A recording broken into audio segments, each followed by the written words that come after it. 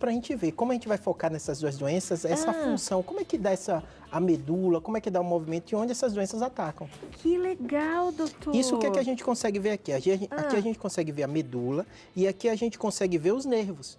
Então o que é que acontece? O cérebro manda o comando passa pela medula e essa medula manda os nervos para a gente conseguir fazer o movimento. E esse nervo leva a inervação para o músculo.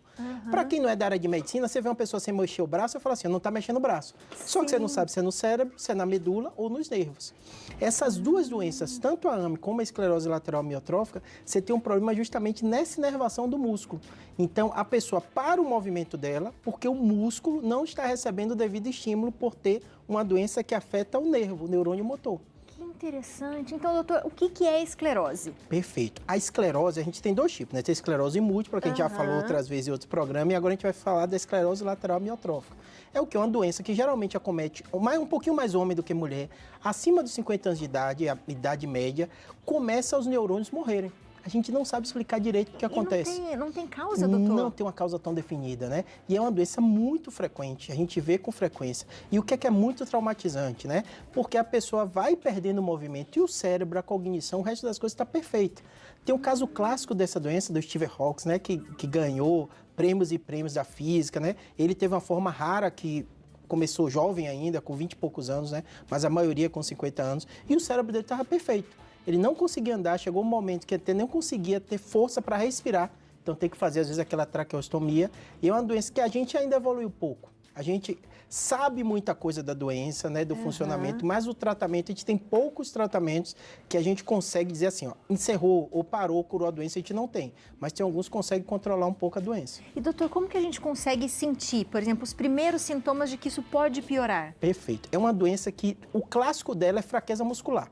E ela começa lentamente. Pra você ter ideia, o tempo médio entre a pessoa começar os sintomas e ter o diagnóstico é 12 meses. Então demora.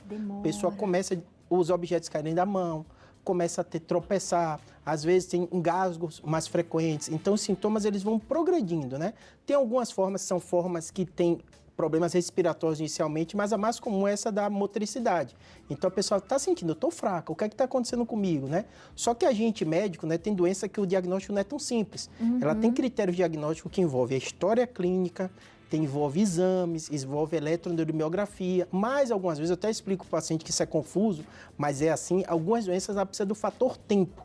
Então, às vezes, o médico até suspeita, mas ele tem um tempo vendo a evolução para fechar o diagnóstico. E aí são feitos vários exames, doutor? Vários exames. O mais clássico é a eletroneuromiografia, que a gente bota um monte de agulhinha e vai testar justamente a função desse nervo. A agulhinha fica no músculo, dá um pequeno choque, a gente calcula o tempo de retorno desse estímulo, como esse estímulo está vindo, como em várias regiões. Então, membro superior, tronco, membro inferior, e aí faz todo esse cálculo. A gente usa também para coluna, para as outras coisas, mas na ELA é o clássico mesmo do uso. E se acontece de alguém em casa, por exemplo, ter alguma esclerose, pode ser até múltipla, vamos supor. Tem a ver, doutor, ou não?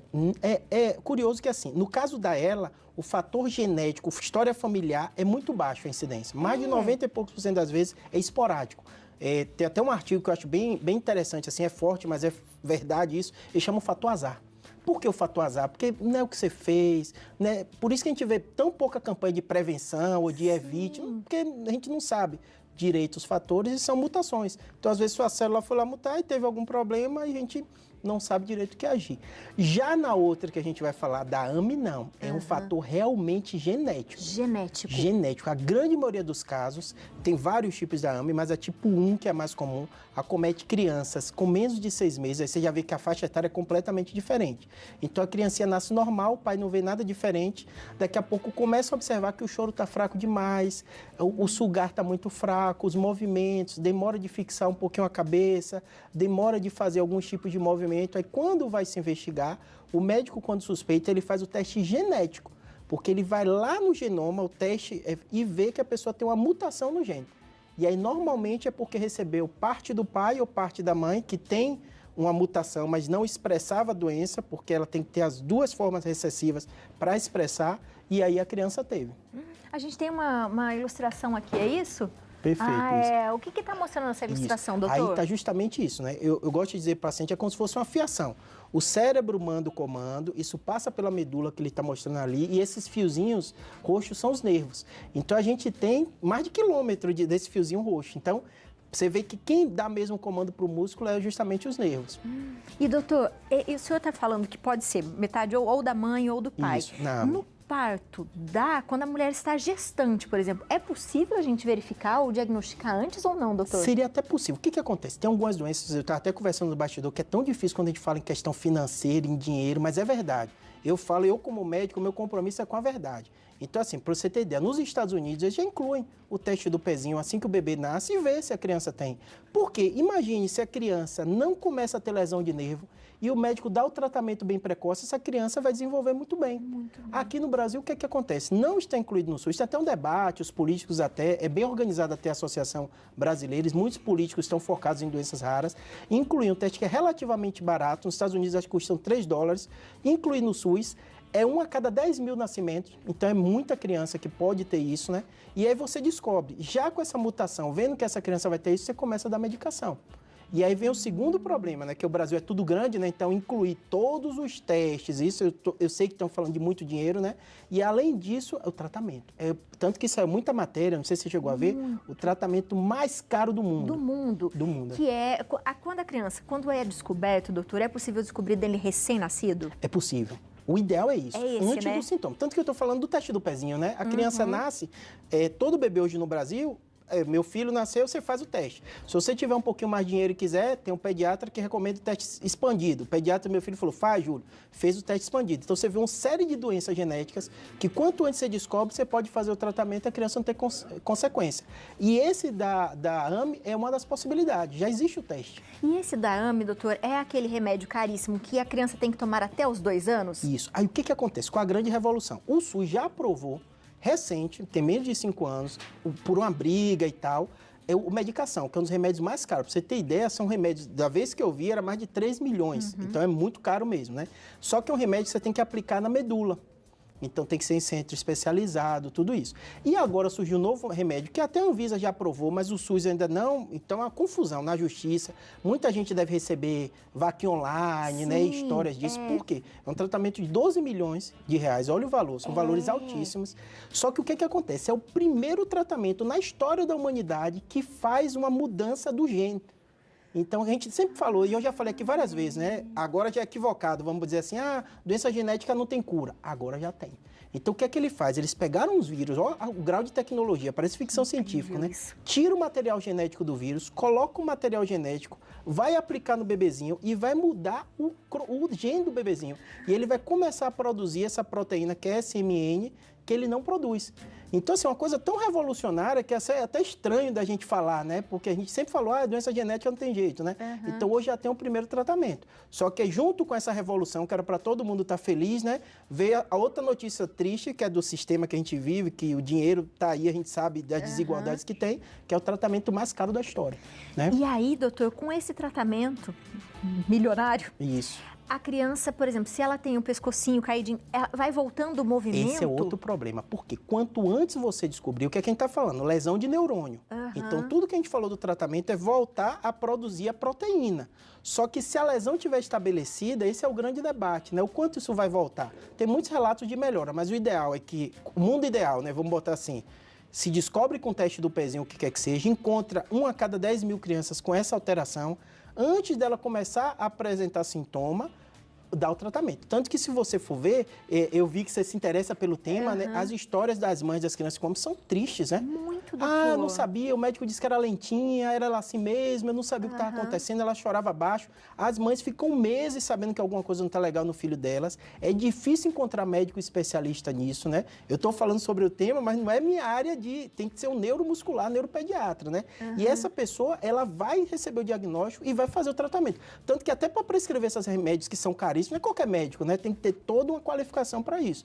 Geralmente são os grandes centros especializados, uma USP, uma Unifesp, né? Eu sou baiano também, a gente sabe que no Nordeste tem alguns centros especializados nisso, né? Mas você tem que chegar. Imagine uma mãe pobre do Sul, está vendo seu filho ali sem melhorar, e até receber o diagnóstico. Então, às vezes, a criança passa 1, 2 anos. E esse tratamento revolucionário que foi validado até 2 anos de idade. E muitos vão descobrir bem depois. E depois, doutor? Se descobre depois, eu não fiz o tratamento, o que acontece? Perfeito. Já tem até um debate sobre isso, tem pessoas que estão até entrando na justiça com o tempo depois, porque a lógica é não piorar, né? Então, só que a ciência é aquilo, né? Hoje está aprovado até 2 anos, né? Então, vai ter que se discutir, né? Tem toda a lógica realmente de funcionar.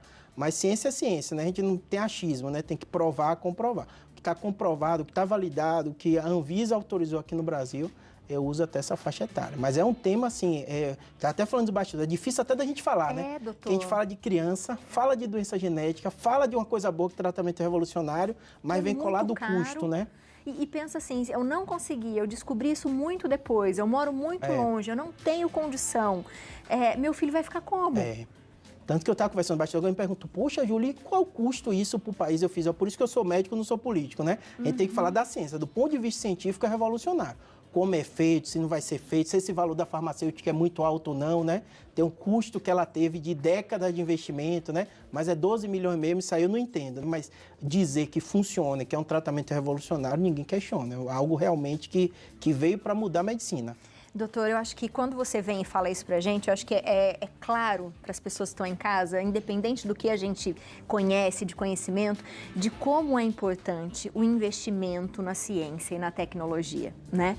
Porque é ela que vai ajudar a criar as vacinas, os remédios, né? A gente tem doenças como o câncer, que às vezes eu fico pensando, nós somos tão tecnológicos, como não surgiu ainda algo para nos ajudar nisso, né? E eu acho que é essa tecla, né? De que o estudo é importante, que o investimento é importante, que é isso que salva vidas. Porque às vezes não tem ninguém do seu lado que passe por isso, mas muita gente passa. Com certeza. Né? E o que eu falo, que a gente conversou até da outra vez, assim, a gente vai adoecer, a gente não sabe. Eu estava conversando com minha esposa, vindo, ela falando, se eu tiver uma doença, eu não sei qual. Eu fiz, não existe isso. A gente vai viver aqui na Terra o melhor que a gente puder viver, o maior tempo possível. Isso é instintivo da gente, né? E a informação, ela faz a gente blindar disso, né? Ninguém na medicina vai empurrar a pessoa para viver sem qualidade de vida, né? Exato. Hoje já tem cuidados paliativos, chega uma evolução que você diz, tá bom.